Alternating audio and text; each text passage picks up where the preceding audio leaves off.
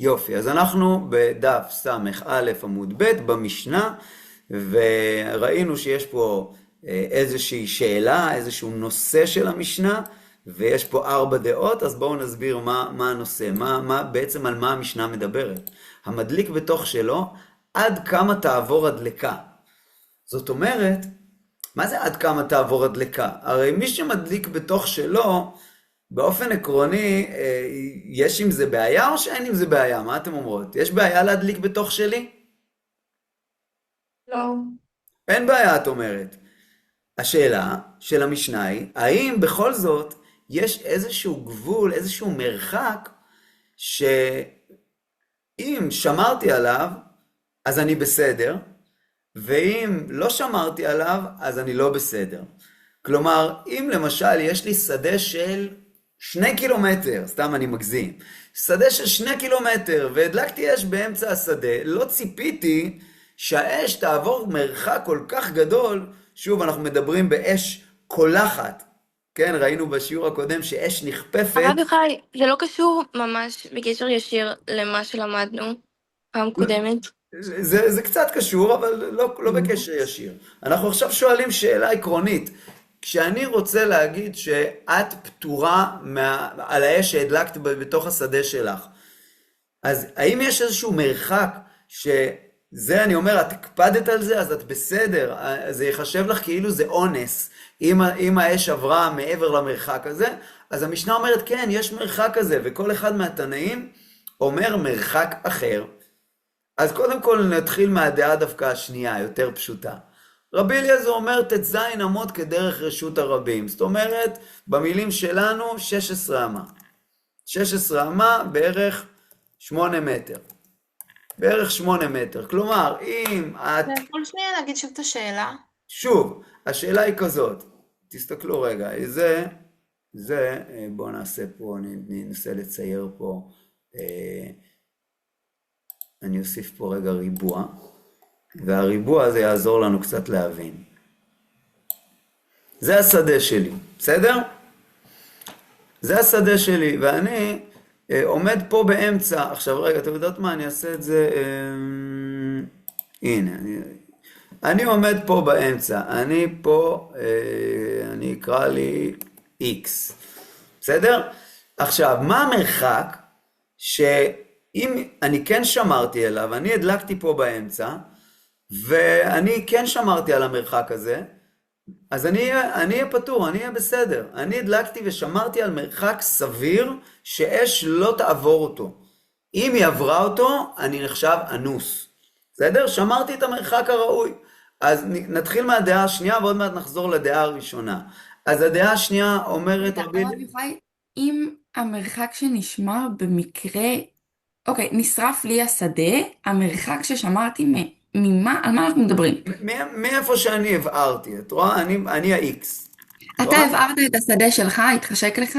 לא סתם הבארתי אותה, אני שרפתי בשדה שלי, נשאר לי קצת גיזום שגזמתי מהעצים שלי, החלטתי שאני שורף את זה.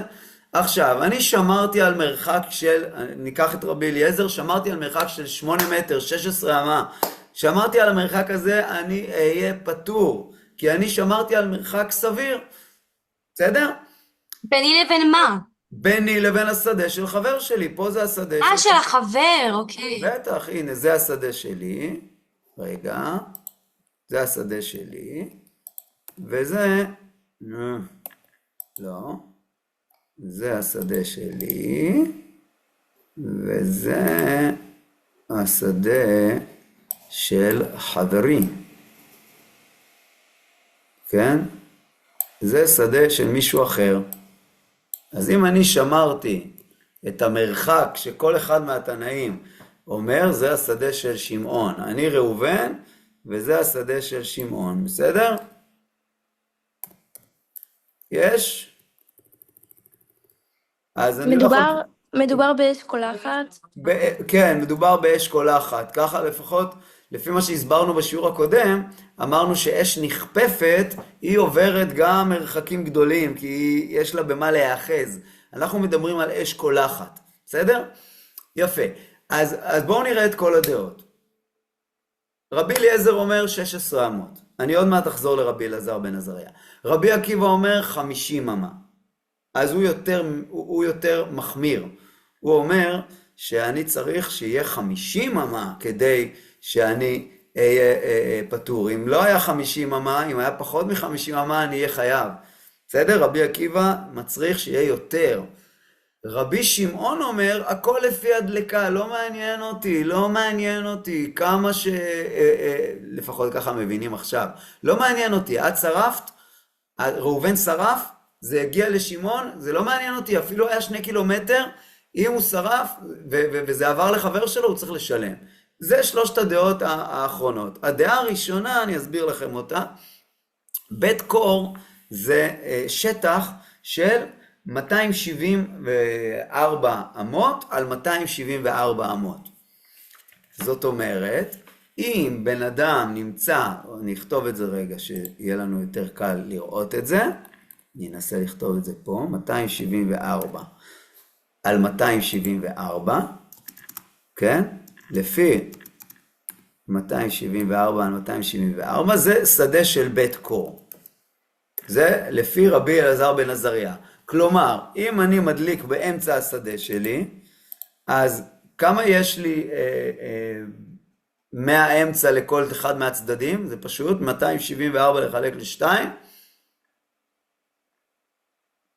כמה זה? 137? נכון מאוד, 137, אני כותב את זה פה, 137 אמה. אז כבר יש לנו פה מדרג של הדעות של התנאים. הדעה הכי מחמירה כרגע זה רבי שמעון. למה? כי הוא אומר, הכל לפי הדלקה, חייב לא בכל מעניין אותי. מקרה, לא משנה. לא משנה כמה מרחק, הכל לפי הדלקה, אתה תהיה חייב. אחרי זה יש לנו את רבי אלעזר בן עזריה, שהוא אומר 137 אמה, צריך מרחק גדול, 137 אמה, חלק את זה במטרים, זה יוצא בערך 70 מטר, 70 מטר, זה הרבה. רבי עקיבא אומר 50 אמה, ורבי אליעזר אומר 16 אמה, הוא הכי מקל. כלומר, מבחינת רבי אליעזר, אם שמרתי 8 מטר, שזה ממש לא הרבה, אז אני בסדר, אני מסודר. עד כאן המשנה. יש, לא מסובך. הרב יוחאי, כן. זה נטו על הרעיון שאתה מדליק את הבערה וזהו? אני מדליק שזה עדיין לא עובר את הבערה, לשדה? אני אמור לשמור עליה, אבל אם פתאום קרה שהיא התפשטה, אז יש לי איזשהו מרחק סביר, שאם שמרתי עליו, אני מכוסה, ולא יאשימו אותי. כן? כל אחד מהתנאים אומר מרחק אחר. כל אחד רואה את זה קצת שונה. בסדר? לא נדבר גם על הטעמים של כל אחד, אבל זה לא משנה כרגע. בסדר? אז זה המשנה. כל זה המשנה מאוד מאוד פשוט.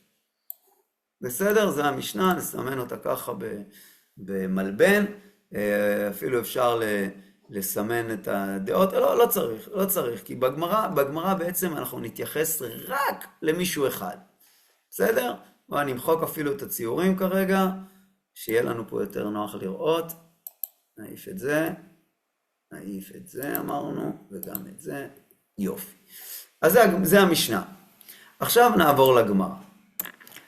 בעצם הגמרא, כמו שכבר אמרתי לכם, היא מתייחסת למשפט הזה והיא מבינה אותו כמו שהסברנו. היא מבינה, מבינים בגמרא שבעצם רבי שמעון הוא הכי מחמיר. הוא אומר, לא אכפת לי, בכלל אין בכלל מידה שאתה יכול לשמור שאתה לא תהיה חייב. תמיד אתה תהיה חייב. הכל לפי הדלקה. הדלקה דלקה, הבעירה לי, אני יודע מה, שדה שלמה, תשלם על שדה שלמה, העבירה לי חצי שדה, תשלם על חצי שדה, אתה תשלם לי כמה שהבערת. ככה אנחנו מבינים את רבי שמעון כרגע, ועל זה הגמרא שואלת את השאלה הבאה.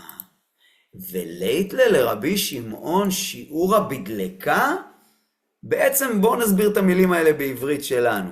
האם לרבי שמעון אין שיעור שבו אדם יהיה פטור על דלקה? האם לרבי שמעון אין שיעור שבו אדם יהיה פטור על דלקה? למה לגמרא כל כך ברור שיש לו שיעור? והתנן, והרי שנינו במשנה, ותראו איזה משנה מעניינת. לא יעמיד אדם תנור בתוך הבית, עכשיו אל תדמיינו תנור כמו שלנו, כן? תדמיינו תנור שמבעירים בו אש. ובמשנה שם כתוב כזה דבר, לא יעמיד אדם תנור בתוך הבית, אלא אם כן, יש על גבו גובה 400. למה? כי אם אדם שם תנור בבית נמוך, אז יש סיכוי מאוד גדול שהתקרה, כן, זה גם לא תקרה של ימינו, זה תקרה מקש, מעץ, שהתקרה תישרף, ואז כל הבניין, כל הבית תישרף, ויש שם עוד בתים. ולכן אמרו לבן אדם, אם אין לך 400 מעל התנור, אז אסור לך לשים תנור. עכשיו, מה זה אסור? העירייה יכולה להגיד לו, יש לך צו, לא יודע, צו סגירה, מחרימים לך את התנור. אתה לא יכול, עד שלא יהיה לך מרחק של 400, 2.5 מטר, אתה לא יכול לשים תנור. טוב, זה אם הוא מעמיד אותו בבית. היה מעמידו בעלייה, כלומר בקומה שנייה, עד שיהיה תחתיו מעזבה 3 טפחים ובקירת טפח. זאת אומרת, אם את שמה את התנור בקומה שנייה, את צריכה דווקא להקפיד שלמטה, מתחת לתנור, יש איזשהו קטע שנקרא מעזבה, שהוא 3 טפחים, שהוא בעצם יגרום לאש לא לעבור למטה, כי אם את בקומה שנייה, אנחנו פוחדים שתשרפי את הרצפה שלך, שהיא התקרה של הקומה הראשונה. רגע, בקומה השנייה אין גג? זה כזה חידוש? לא, בקומה השנייה גם צריך גג, אבל את צודקת, יכול להיות שבקומה השנייה, לא, גם בקומה השנייה אכפת לי שזה לא ישרוף את התקרה, אבל החידוש כאן, שבקומה השנייה צריך גם להקפיד על המתחת לתנור. כן, לא רק על המעל התנור, שלא ישרוף את התקרה, אלא גם על המתחת. בקומה ראשונה אולי זה פחות הקפדה, כי אין חשש שזה ישרוף למישהו את הבית מלמטה. אבל בקומה שנייה זה יותר חשש. בסדר? עכשיו, התנור והקירה זה שני דברים קצת שונים. תנור זה היה קצת יותר גדול, וקירה זה היה קצת יותר קטן. וקירה, לכן קירה צריכה מספיק לטפח. תנור צריך 3 טפחים מתחתיו, וקירה צריך טפח. ואם הזיק, משלם מה שהזיק. כלומר, לפי הדעה הראשונה, עוד לא ראינו את רבי שמעון בכלל, לפי הדעה הראשונה, גם אם עשית את מה שצריך, גם אם את שמת 400 למעלה, או 3 טפחים למטה, ודרך אגב, טפחים זה משהו כזה, טפח זה משהו כזה, 3 טפחים זה משהו כמו 25 סנטימטר. גם אם עשית את זה, גם אם הקפדת על הכללים, אם הזקת, את תשלמי. זה תנא קמא? זה לפי תנא קמא, בדיוק. אתם רואות, יש פה משנה, אתנן, יש פה משנה, שבעצם אומרת, שאסור לאדם להעמיד תנור, אלא אם כן יש על גבו גובה 400, היה מעמידו בעלייה, שתחתה מעזבה 3 טפחים ובקירת טפח, ואם הזיק משלם מה שהזיק, אבל מה שמעניין אותנו כאן זה לא הדעה הראשונה, זה הדעה של רבי שמעון. רבי שמעון אומר לו, נאמרו שיעורים הללו, אלא שאם הזיק פטור מלשלם. אז הנה רבי שמעון שלנו אומר, כן, רבי שמעון אומר במפורש, שיש שיעור בדלקה, כי עובדה שהוא אומר שאם אני שמרתי על המרחק המתאים בבית, ששמתי שם תנור במרחק מתאים, אני לא אשלם. כלומר, הרי איך ניסחנו את זה? האם לרבי שמעון אין שיעור שבו אדם יהיה פטור על דלקה? כן, הרי יש לו, הנה, הוא פטור, הוא אומר שאם מזיק, שהשיעורים האלה נאמרו, כדי שהוא יהיה פטור מלשלם. הבנתם? כן. מישהי צריכה שאני אחזור על זה? יופי. אני רק אגיד את זה שוב, יש לנו סתירה בדברי רבי שמעון. אצלנו במשנה הוא אומר, הכל לפי הדלקה, לא מעניין אותי, אין שום שיעור. שלם ושלם המבעיר את הבעירה, הכל לפי הדלקה. ופה הוא אומר שפטור מלשלם, אם אני שמרתי על המרחק, אז אני פטור, אז זה סתירה. אז אומרת הגמרא, אמר רב נחמן, אמר רבא בר אבוה, כלומר, אמר רב נחמן בשם רבא בר אבוה, לא הבנתם את המשנה. מה שכתוב פה הכל לפי הדלקה, זה לא שרבי שמעון מתכוון שבכל מקרה אדם ישלם. לא. הכל לפי גובה הדלקה. מה זאת אומרת הכל לפי גובה הדלקה? נקרא לכם רגע את רש"י. כשהאש גבוהה וגדולה קופצת למרחוק. מה זאת אומרת? מה שרבי שמעון אמר פה... רגע, לא הבנתי. איזה משנה רב נחמן אומר שלא הבנו? לא הבנו את המשנה שלנו, אנחנו הבנו את המשפט הזה שסימנתי לכם פה בירקרק תכלת כזה, הכל לפי הדלקה, אנחנו הבנו בהתחלה, אני אכתוב את זה פה, הבנה ראשונה הייתה שתמיד חייב, נכון? זו הייתה הבנה ראשונה, שתמיד הוא חייב, לא מעניין אותי כמה שמרת, שמרת 16 אמות, 50 אמה, 137 אמה, 2000 אמה, זה לא מעניין אותי, תמיד אתה חייב. זה סותר את מה שראינו פה ברבי שמעון, ולכן אנחנו מסבירים את המשנה עכשיו, אנחנו אומרים שלא הבנו את המשפט הזה. הכל לפי הדלקה, אין הכוונה שתמיד חייב, אלא הכוונה היא, וזו ההבנה השנייה,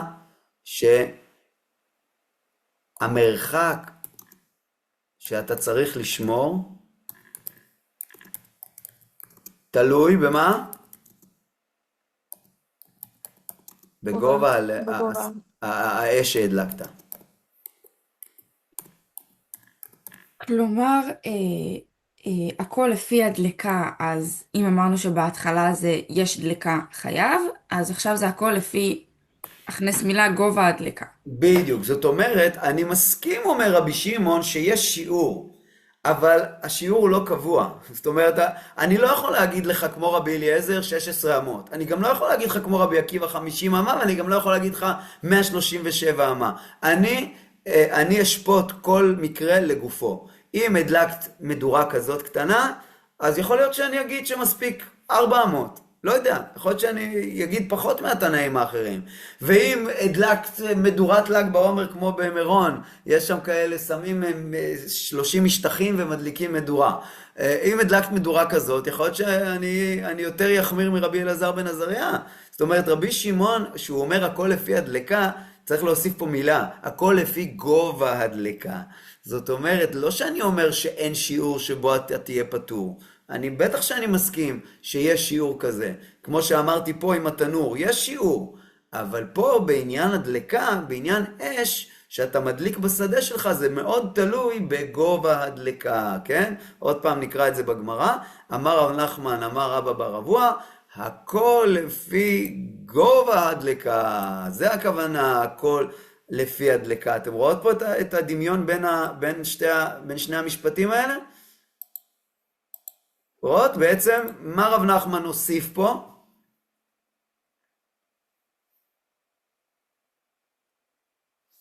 מה רב נחמן הוסיף? איזה מילה הוא הוסיף? גובה. נכון, נכון, הוא הבהיר לנו את דברי רבי שמעון. אנחנו חשבנו שהכל לפי הדלקה זה תמיד חייב. לא, לא, לא, לא, לא. הכל לפי גובה הדלקה. זה תלוי, המרחק שאתה צריך לשמור ואתה תהיה פטור. תלוי בגובה האש שהדלקת. בסדר? יפה מאוד, מצוין.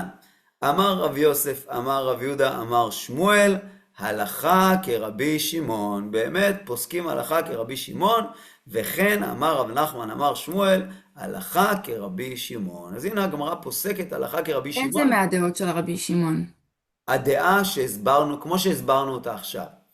כמו שהסברנו אותה עכשיו, כי זה נדחה, כן? איך עושים פה בוורד כזה דבר? יש כזה קו כזה, נכון? הנה כזה. זה נדחה. יפה, נכון? איזה טכניקה. איזה פירוטכניקה. טוב, הבנו? הבנו? הבנו. יופי, אחרי זה נשלח לכם גם את מה שעשינו פה, זה יעזור לכם. אז אנחנו עוברים למשנה הבאה.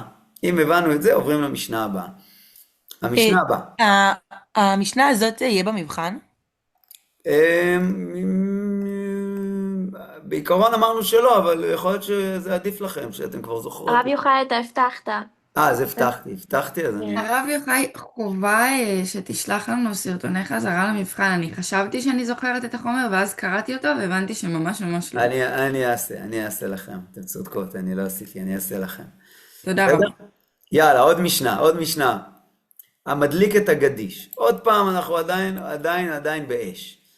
המדליק את הגדיש והיו בו כלים. רגע, סיימנו את המשנה הזאת? סיימנו את זה המשנה זה? הזאת. בעצם במשנה הזאת הגמרא עסקה רק ברבי שמעון, היא לא עסקה בשום דבר אחר. היא לא שאלה מה המקור של כל אחד, היא לא עסקה בזה, היא עסקה רק בסתירה, לכאורה, באיך שהבנו את רבי שמעון בהבנה הראשונה, ואת הסתירה מהמשנה הזאת של התנור, ובביאור רבי שמעון. בסדר? זה גמרנו את המשנה. עכשיו משנה הבאה. המדליק את הגדיש והיו בו כלים. זוכרות? למדנו את זה. איך זה נקרא?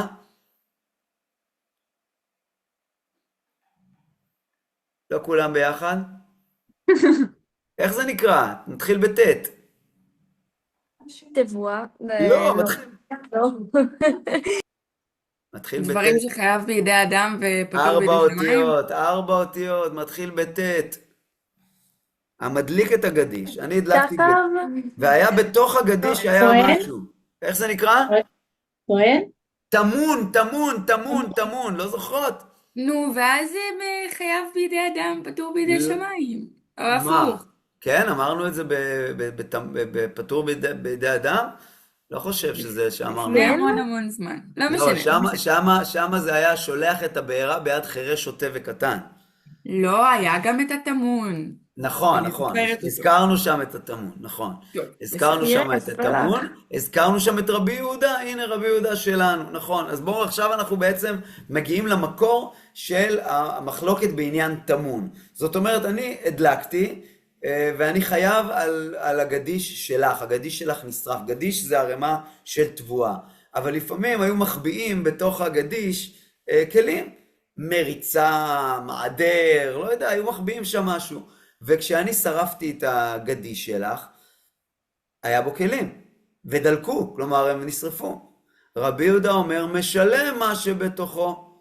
כלומר, אם נקרא לזה ככה, טמון באש, לפי רבי יהודה, חייב או פטור? חייב. ולחכמים, חכמים אומרים, נו, אינו משלם אלא גדיש של חיטין או של שעורים. זאת אומרת, אני לא חייב, אם שמת את הטסלה שלך בתוך הגדיש, אני לא אשלם לך על טסלה, אני אשלם לך על גדיש של חיטה או של שעורה, מה ששרפתי. מה שאני רואה בעיניים, על זה אני אתחייב. הרב יוחאי, אנחנו מדברים על מקרה של אני ראיתי את השדה שלך, אמרתי וואו איזה שדה, בטח יהיה מה זה כיף לשרוף אותו. לא, אני שרפתי, לא התכוונתי, לא שרפתי בכוונה, אבל לא נזהרתי, נפלה לי הסיגריה. לא שמרתי את המרחק שראינו שצריך לשמור, אני חטאתי, אביתי, פשעתי, אני רוצה לשלם, אבל כמה אני משלם? זה תלוי. לפי רבי יהודה אני אשלם בתכלס כמה שהזקתי. אם היה טסלה בתוך הגדיש, אני אשלם על הטסלה. וחכמים אומרים, לא, משלם רק גדיש של חיטים או של שעורים. לא נדבר עכשיו על למה הם אומרים את זה, ולומדים את זה מפסוקים. בכל אופן, חכמים אומרים, אינו משלם, כן, אם נסדר את המשנה, כמו שאנחנו אוהבים, המדליק את הגדיש, והיו בו כלים ודלקו, רבי יהודה אומר, משלם מה שבתוכו, וחכמים אומרים, אינו משלם אלא גדיש של חיטים או של שעורים. אז זה שתי הדעות, בסדר? זה מקרה ראשון במשנה, נסמן אותו בצהוב, ודעת רבי יהודה, ודעת חכמים. איזה יופי. בסדר?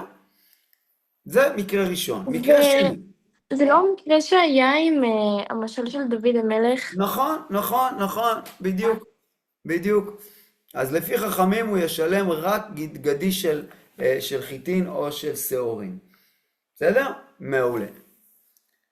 עכשיו מקרה נוסף, היה גדי כפות לו, ועבד סמוך לו, ונשרף עמו חייב. טוב, בואו נסביר. מה המקרה? ליד הגדיש, או ליד מה ששרפתי לך, היה גדי קשור, כפות זה קשור. אתם רואות? גדי כפות, קשור, ועבד, שימו לב, המשנה מדייקת, העבד לא היה כפות, אלא לידו. ונשרף עמו חייב. על מה חייב? על הגדי. על הגדי את אומרת, מה עוד? מה נשרף? מה קרה? מה נשרף? נשרף גם העבד? נשרף גם העבד, הכל נשרף, גם הגדיש. אבל אנחנו לא חייבים על העבד, כי הוא היה יכול לברוח. או, יפה מאוד, יפה מאוד. אז מסכן העבד. יפה מאוד. העבד נשרף. הגדי רגע, נשרף. מה המקרה בכלל? אני מתאר את המקרה, בסדר? אני מתאר את המקרה. זה גדי. לידו, הגדי הוא קשור, כן? גדי קשור. ופה יש, איך נעשה את זה? אני יודע מה. זה הערימה של רבי חיים הגדיש. מאלתר בוורד. זה הערימה של הגדיש, בסדר? סוגריים, זה גדיש. רגע, זה הגדיש. בסדר? ובצד השני של הגדיש נגיד היה עבד סמוך, לא קשור, כן? הוא לא היה קשור, הוא היה משוחרר. עכשיו, מה נשרף? הכל נשרף. על מה הוא חייב? חייב על מה אתם אומרות? על הגדי. רגע, והגדי קודם כל, לא שייך לו? רגע, יש פה 3 דברים. יש פה גדי, גדיש ועבד. על הגדיש הוא חייב. יפה, הוא חייב על הגדיש. על הגדי גם. נכון, ועל הגדי. ועל העבד. אבל העבד לא היה קשור. מי אמרה פה קודם? הוא יכל לברוח. אני. אז נכון, את צודקת. ועל העבד פטור, כי יכל לברוח. בסדר? אבל איך הבנת את זה? אבל למה הוא לא שחרר את ה... למה הוא לא שחרר את הגדי? שאלה, מי זאת הייתה? רחל, שאלת שאלה מצוינת. איך הבנתי את זה? הרי כתוב פה חייב, וחייב נראה שהוא חייב על הכל. אז אני הבנתי את זה בגלל שאני קראתי כבר את המשך המשנה, ועכשיו נקרא גם אנחנו ביחד את המשך המשנה, ונבין את זה ביחד, כי יש פה מושג שאתם עוד לא מכירות, ואני אסביר לכם אותו. אז קודם כל, זה המקרה, היה גדי כפות ועבד סמוך לו ונשרף עמו, זה המקרה הראשון, ופה אנחנו אומרים שהוא חייב. חייב, הכוונה היא שהוא חייב רק על הגדיש ועל הגדי. כי רק על דברים כאלה חייבים תשלום ממוני. הרי אם היה חייב על העבד, הוא לא היה חייב כסף, הוא היה חייב מיתה. אדם שהרג מישהו ברשלנות, נגיד זה היה נגיד בשוגג, אז הוא חייב גלות, בסדר? אבל נגיד על מקרה שהוא שרף בכוונה, והעבד נשרף. עכשיו, אם הוא יכל לברוח, אז אני לא חייב. בעיה שלו שהוא לא ברח. אבל, שימו לב למקרה הבא. היה עבד כפות לו, וגדי סמוך לו, ונשרף עמו פטור. שימו לב, זה מקרה הפוך. בואו נקרא, בואו נעתיק את זה. עכשיו, הגדי לא קשור, הגדי רק סמוך. פה יש גדיש והעבד קשור. עכשיו, אם העבד קשור, הוא לא יכל לברוח. ואם הוא לא יכל לברוח, אז אני אשם על זה שהוא נשרף, נכון? אז למה כתוב פטור? לא מבין פה כלום. לא מבין. למה כתוב פטור? רגע, עכשיו זה שורה אחרת? כן, זה מקרה אחר. תראי, זה מקרה אחר. היה עבד, אני אדגיש את זה, ופה אני אדגיש את המילה כפות, ופה אני אדגיש את המילה, כן, הגדי כפות, סליחה, גדי כפות, ופה כאילו העבד, במקרה השני העבד היה קשור והגדי היה בדיוק, אתם משוחרר. רואות? פה העבד סמוך, ופה העבד סמוך. רב או יוחאי, שמישהו יקשור את העבד למען השם. מה אוי, רוצים זה מעבד? באמת שאלה גדולה, אבל לא לענייננו עכשיו, זה בעיה שלו כרגע, אבל בסדר? הוא כן חייב על הגדיש והוא כן חייב על העבד, לא, נכון? לא, הוא פטור מהכל? פטור מהכל, וזה מה שאני לא מבין, ועכשיו אני אסביר לכם למה. אני אסביר לכם למה. יש כלל שנקרא בגמרא, אני אכתוב אותו בארמית ואני אסביר לכם אותו. קימלי בדרבא מיני. אני אסביר לכם בעברית, הכוונה היא זה, נכתוב את זה ככה,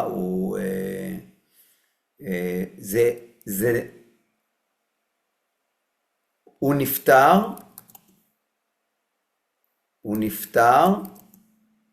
או, רגע, בואו נקרא לזה ככה, הוא מקבל את העונש החמור בלבד. מה זאת אומרת?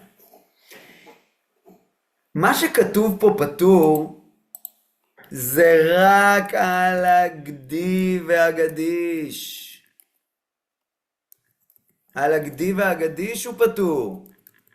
על העבד, מה הוא חייב על העבד? עיר מקלט? או עיר מקלט, נגיד שזה היה במזיד, בסדר? נגיד שזה היה במזיד. מה הוא חייב על העבד? אז כאילו המשפחה יכולה להרוג אותו. הוא חייב מיטה, לא משפחה. הולכים לבית דין, ישפטו אותו, והוא חייב מיטה.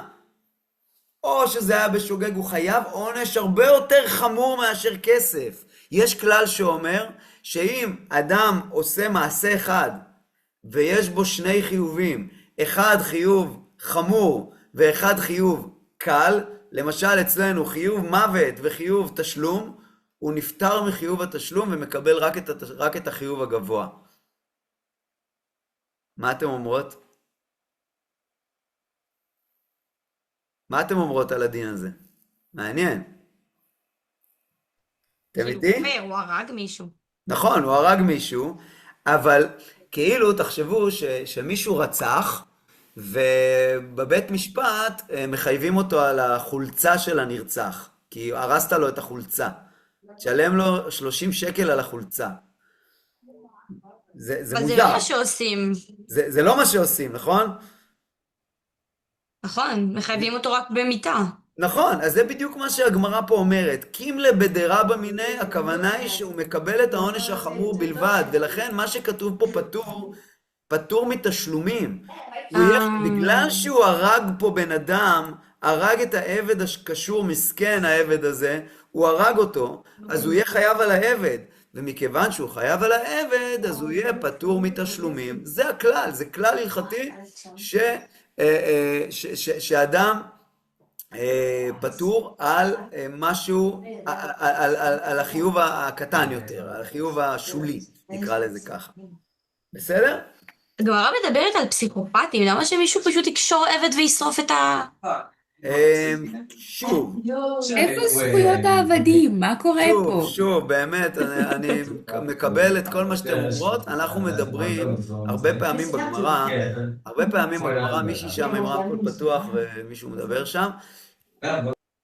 לא, תודה. הרבה פעמים הגמרא מדברת על עקרונות דרך מקרי קיצון. כלומר, לא בטוח שזה קרה אי פעם ולא בטוח שזה יקרה אי פעם. המשנה מביאה לנו מקרה, אפילו יכול להיות היפותטי, כדי שנבין את הדין, שנבין את העיקרון. בסדר? כמו שעושים בליסטים מזוין? שמה? כמו שעושים בליסטים מזוין. כמה כבר כאילו... לא, יש כזה דבר ליסטים מזוין. אדם שבא עם נשק זה... אבל זה יחסית מקרה קיצון. למה? אדם שבא עם נשק זה לא כל כך מקרה קיצון. בוא נגיד שבעולם העתיק, יכול להיות שהיו קושרים עבדים. הגיוני, יכול להיות שזה היה.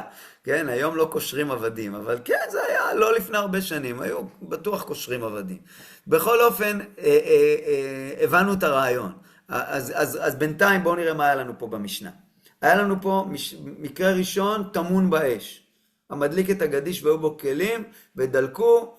רבי יהודה אומר חייב, משלם גם על מה שבתוכו, וחכמים אומרים אינו משלם על הגדיש של חיטין או של שעורים. אחרי זה היה לנו שני מקרים שהם בעצם הפוכים.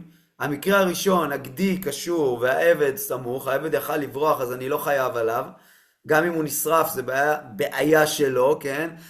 אני לא אתחייב עליו בתשלום של מוות, כן? על ההריגה שלו, ולכן יישאר לי לשלם על מה שאני שרפתי את הגדיש, ושרפתי את הגדי, אז אני חייב על הכל, חייב על הגדיש ועל הגדי, ועל העבד פטור כי יכל לברוח. מצוין, זה המקרה הראשון. במקרה השני, עבד כפות לו וגדי סמוך לו ונשרף עמו פטור, הכוונה היא שפטור מתשלומים, אבל בגלל שהוא חייב מיתה על העבד, ויש כלל שאומר קימלה בדרבא מיני, כלומר שאני מקבל את העונש החמור ביותר, שהאדם מקבל את העונש החמור בלבד, ונמחק לו כביכול העונש. אבל זה לא קצת מוזר? כן. כי הוא כאילו הרג בן אדם, אז הוא משלם על זה את העונש, אבל מה עם הבעלים של השדה? הוא לא קיבל את מה שמגיע לו. את צודקת. אנחנו נצטרך, כשיהיה לנו זמן בכיתה, אם יהיה לנו זמן, לא נראה לי שיהיה לנו זמן, אבל הכלל הזה של קימלה בדרבא מיני, צריך לבחון אותו, מה היסוד שלו ומה, אבל לא נתעסק בזה כרגע, אבל באופן עקרוני זה משהו שדורש ביאור. השאלה שלך היא דורשת ביאור. למה אני לא יכול לשלם גם על החולצה של מישהו שאני, כאילו הדוגמה שנתתי לכם ברצח, שאדם רוצח ואומרים לו, טוב, יש פה גם חולצה שאתה דרכת עליה בדרך, חולצה של מישהו שהיה שם, לא מתעסקים עם זה. אם אדם רוצח, אז הוא כבר בכלא, הוא לא עכשיו מתחילים להתחשבן איתו. אבל זה לא אותו דבר. למה לא? כי כשאתה רוצח מישהו, התשלום של החולצה זה לאותו בן אדם שנרצח. לא, אז אני אמרתי, בדרך לרצח אבל ברגע שאתה רוצח עבד וגם גורם לנזק למישהו אחר, הבנתי. הנזק הזה הוא לבעל השדה, הוא לא לעבד. נכון. מה שאתה מתכוון לעבד זה משהו... הבנתי. אז גם אני אתן לך אותה דוגמה. אם אדם ירצח, וכשהוא ירה על מישהו, נשברה שם המראה של המסעדה, לא יתחילו לחייב אותו על המראה של המסעדה. את מסכימה איתי? אני חושבת שהם משלמים נזק. כן, אבל את מבינה שיש היגיון בזה שכרגע אנחנו עוסקים בדיני מוות, בדיני נפשות. כאילו בדיני נפשות אנחנו לא מתחילים עכשיו, לא חוזרים עכשיו כביכול להתקטנן בדיני ממונות. יש לזה יסודות, אני לא רוצה יותר מדי להאריך בזה, אבל אני אולי אשלח לכם אחר כך את המקור של זה גם. אני גם לא זוכר בדיוק מאיפה למדו את זה, אבל יש לזה מקור, וכרגע נקבל את זה כדין מוסכם קימלה בדרבא מיני, שאדם מתחייב לשלם, כלומר כשאדם מתחייב על משהו גדול, אז הוא לא מתעסקים איתו עם הדבר הקטן. אדם מקבל את העונש החמור בלבד. במקרה שלנו, הבן אדם מת, כן? הבן אדם אמורים להרוג אותו, אמורים להוציא אותו להורג, אז הייתם אומרות, טוב, אז שהילדים שלו ישלמו מהירושה. נכון, אתם צודקות, זה מה שאולי היינו, אבל יש את הפטור הזה, פטור כללי כזה. טוב, רק בואו נסיים את המשנה. ומודים חכמים לרבי יהודה, במדליק את הבירה, בירה זה בית גדול. בירה זה בית גדול, שהוא משלם כל מה שבתוכה, שכן דרך בני אדם להניח בבתים. זאת אומרת, תראו איזה דבר יפה זה. חכמים קודם אמרו, כאילו המשפט הזה הוא מתייחס לתחילת המשנה. חכמים אמרו שאני לא משלם על תמון. אבל חכמים אומרים, רגע, כל זה בשדה. בשדה, בדרך כלל אין דברים בתוך הגדיש. כאילו, מי שמחביא דברים בתוך גדיש הוא משונה, הוא מיוחד. מי ששם טסלה בתוך הגדיש, או ששם אפילו את הכלים שלו, את המריצה ואת המעדר בתוך הגדיש, זה לא אחריותי. כשאני מבעיר אש, אני מוכן, בואו נגיד את זה ככה, אני מוכן לקבל על עצמי שאם האש שלי תשרוף, אז אני אשלם מה שבדרך כלל שמים בשדה. בדרך כלל שמים גדיש של חיטה, של שעורה, ולכן אני אשלם רק על זה, ואני לא אשלם על מה שאתה החבאת בתוכו. כן, אחרי זה תגיד לי שהיה בתוכו גם מזוודה עם $1,000,000. לא יודע, אין דרך בני אדם לשים בתוך גדיש דברים. אבל בבית אני מודה לרבי יהודה. מודים חכמים לרבי יהודה במדליק את הבירה, שהוא משלם כל מה שבתוכה. אם אדם הדליק בית, שכן דרך בני אדם להניח בבתים. כלומר, הרגילות של אנשים זה להניח דברים בבתים, ולכן כשאני הבערתי את הבית שלך, הייתי צריך לקחת על עצמי, לדעת שאם יקרה משהו, אם יישרף הבית, אז אני אהיה חייב גם על דברים שבתוך הבית. בסדר? פעם חזרתי ממחנה בני עקיבא שהייתי נער, ושמנו, הכרנו את האוטובוס או משהו כזה, שמנו את התיקים שלנו, את הסקש, בתוך רכב של מישהו מבני עקיבא, ונשרף לו הרכב. אז חברת הביטוח זיקתה אותו ברכב, וגם החזירו לנו את הכסף על השק שינה שהיה שם. למה? כי החברת ביטוח מכסה גם דברים שבתוך האוטו, זה מעניין. אם אדם יגיד שהיה לו באוטו מזוודה עם $1,000,000, השאלה אם הוא יוכל לטעון טענה כזאת. אבל כנראה שיש לזה גם היום איזשהו גבול, שהאדם בדרך כלל שם באוטו כל מיני דברים, פה אני יודע מה, כמה כלים וכל מיני בגדים, ויכול להיות שהוא שם איזה תיק בתוך האוטו, ואם הוא יישרף אז חברת הביטוח תשלם לו גם על זה. טוב, אז זה המשנה השנייה, ועד כאן, רגע בואו נסגור רגע את השיתוף. אז אומנם אתם בלי מצלמות, אבל אני מדמיין שאני מדבר אליכם לפנים אמיתיות, אז אני מקווה שהבנתם, בעצם למדנו עכשיו את דף ס"א, חצי עמוד מדף ס"א, ואני מקווה שבשבוע הבא יהיה לנו עוד לפחות 2 מפגשים כאלה. אני רוצה ככה להריץ, זה דווקא הזדמנות שאין לימודים סדירים, שאנחנו יכולים קצת להריץ את החומר, ולמבחן אני אעשה לכם סרטונים כמו שהבטחתי, ונכתוב לכם, כתבנו כבר את החומר, נכון? זה אותו חומר. כאילו, כן, כתבנו מה החומר, נכון? אפשר לחזור עליו למי שלא הייתה. למי שלא הייתה, אז אני חוזר. רגע. אנחנו מדף סמך, נכון? כן, אמרנו ס"א עמוד א' וס"א עמוד ב'. לא, מדף סמך עמוד, כן. מדף סמך עמוד א', כן, מהמשנה פה, בדף סמך עמוד א', נכון? זה מה שאמרנו, רק מלמטה. והיא מדברת על מה? על אש. אמרת בשיעור שעבר שהמבחן יהיה דף ס"א עמוד א' מהמשנה עד ס"א עמוד ב' המשנה לא כולל. לא. לא יכול להיות. מס"א עמוד א'? כן. לא יכול להיות. כן. ס"א עמוד זה א'? מה שאמרת שיעור שעבר. לא יכול להיות, אז טעות שלי. זה רק חצי עמוד מה שאת אמרת. וחוץ מזה לא למדנו את ס"א עמוד ב'. מסמך עמוד א', סמך עמוד א' במשנה, עד איפה שלמדנו, עד איפה שהתחלנו היום.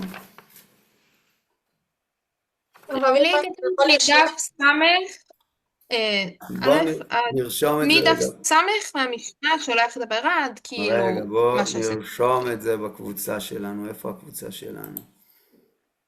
מדף סמך עמוד א' במשנה. המשנה היא מתחילה במילים השולח את הבעירה. זה כתוב רגע. לי ככה, זה גם מה שאמרת, כנראה מי ששלחה בקבוצה שלחה לא נכון, אבל גם אצלי כתוב דף סמך. מהמשנה כתוב לך? מהמשנה כתוב לך? כן, מהמשנה של שולח את הבעירה. בדיוק, השולח את הבעירה. הרב יוחאי. רגע. ועד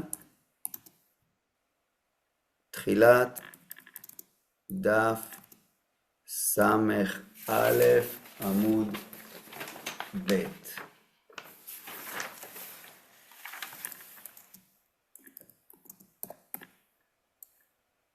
בסדר? זה החומר למבחן.